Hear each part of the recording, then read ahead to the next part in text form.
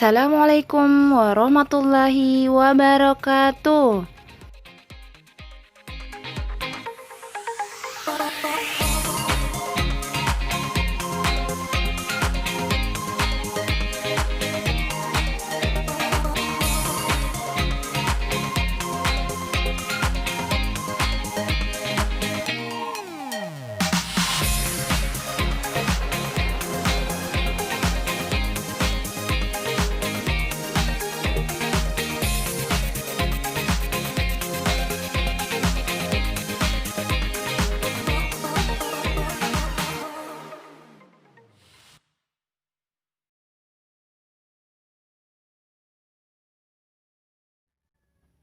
Nah, anak soleh dan soleha, seperti biasa sebelum kita mulai pembelajaran hari ini, kita membaca doa sebelum belajar.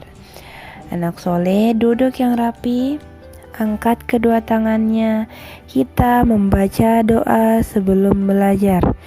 A'udzu billahi minasyaitonir rajim. Bismillahirrahmanirrahim. Rabbi zidni ilman warzuqni fahman. Yang artinya, ya Allah tambahkanlah ilmu dan pemahaman yang baik. Amin ya robbal alamin. Sekarang kita lanjut pada tujuan pembelajaran kita. Yang pertama, siswa dapat melakukan pengamatan sederhana tentang lingkungan sehat menggunakan pedoman isi teks yang telah dibaca secara benar. Yang kedua, siswa dapat melakukan pengamatan sederhana tentang lingkungan tidak sehat pedoman isi teks yang telah dibaca secara tepat. Yang ketiga, dengan mengamati gambar dan model bangun ruang, siswa dapat menentukan bangun ruang berdasarkan banyak rusuk, sisi, dan titik sudut secara benar. Sekarang kita masuk pada pembelajaran kita hari ini. Nah, hari ini kita belajar tentang pembelajaran 2 dan 3. Buka buku cetaknya halaman 165. Nah, halaman 165 dan 166. Ayo membaca. Sekarang kita membaca bersama. Yang judulnya Kebersihan dan Keindahan Jalan Raya Wajib Kita Jaga. Kebersihan jalan raya harus dijaga. Sampah-sampah harus dibuang ke tempatnya. Di pinggir jalan raya hendaknya disediakan tempat sampah. Saluran air juga harus dibersihkan dan dirawat. Hal ini berguna untuk mengantisipasi agar tidak terjadi banjir. Keindahan jalan raya juga harus diperhatikan. Jalan raya hendaknya dihiasi dengan taman. Taman ditanami berbagai jenis bunga. Jalan raya akan terlihat indah. Tanaman juga berguna untuk menyerap karbon dioksida. Dengan demikian, udara di jalan raya akan bersih. Pengguna jalan raya akan nyaman dan sehat. Nah, itulah kita diwajibkan untuk menjaga kebersihan dan keindahan jalan raya. Anak soleh, jika sudah makan di mobil atau di motor, tidak membuang sampahnya di jalan. Sampahnya di bawah, nanti lihat tong sampah baru dibuang di tong sampah. Nah, di sini ada soal latihan di halaman gambarnya 166. Nah, di sini 2 saja pertanyaan. Soal latihan yang pertama, di sini ada gambar jalan raya dan pemandangannya sangat bersih. Nah, pertanyaan yang pertama, jika ada yang membuang sampah di jalan raya, apa yang akan kamu lakukan? Nah, dijawab, kalau kita lihat orang yang membuang sampah di jalan raya, apa yang akan kita lakukan? Yang kedua, bagaimana jalan raya yang bersih dan sehat? Itulah tadi ada 2 soal pertanyaan. Yang pertama, kita lanjut pembelajaran kita. Pada halaman 171, ayo mengamati. Buka buku cetaknya. Nah, di sini Dayu dan Ibu berbelanja ke pasar. Dayu senang menikmati suasana pasar. Namun, Dayu prihatin dengan kebersihan pasar. Pasar terlihat kotor dan becek. Nah, di sini ada percakapan Dayu dan Ibu.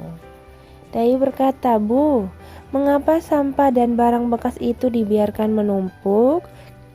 Pasar jadi kotor dan bau kan, Bu?" Lalu ibu menjawab, "Betul, Nak. Banyak pengguna pasar yang kurang memperhatikan kebersihan. Pasar menjadi tercemar. Pengunjung bisa saja sakit, misalnya sakit gatal pada kulit. Sudah seharusnya kita peduli lingkungan."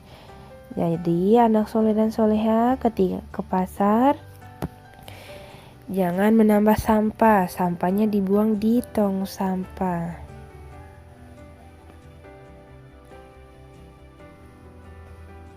Nah, selanjutnya. Nah, di halaman 174, kita diperintahkan untuk membaca dengan nyaring. Ayo kita membaca sama-sama. Bacalah teks di bawah ini dengan nyaring. Nah, judulnya Pasar yang Kotor Menjadi Sarang Penyakit. Pasar yang kotor akan menjadi sarang penyakit. Sampah yang dibiarkan berserakan membuat lingkungan kumuh. Ketika hujan turun, tanah akan berlumpur dan becek. Jika lumpur mengenai kulit, sampah akan mengakibatkan gatal-gatal. Pasar yang kotor tentu ada penyebabnya. Pasar kotor karena kurangnya kesadaran pengguna pasar menjaga kebersihan. Pedagang dan pembeli banyak yang membuang sampah sembarangan. Sudah seharusnya kita peduli kebersihan lingkungan. Hidup bersih itu sehat. Nah, kembali lagi kita di sini diingatkan untuk tidak membuang sampah sembarangan. Membuang sampah, cari tong sampah. Sudah disediakan tong sampah.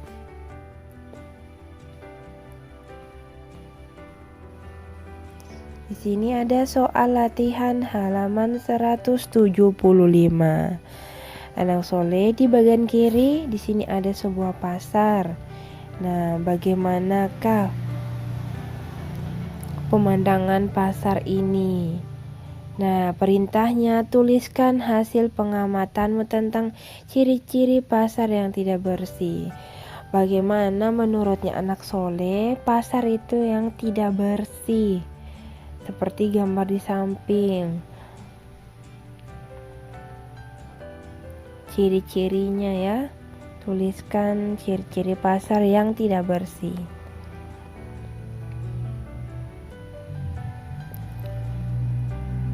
Selanjutnya kita masuk halaman 178. Nah, di sini ayo mengamati.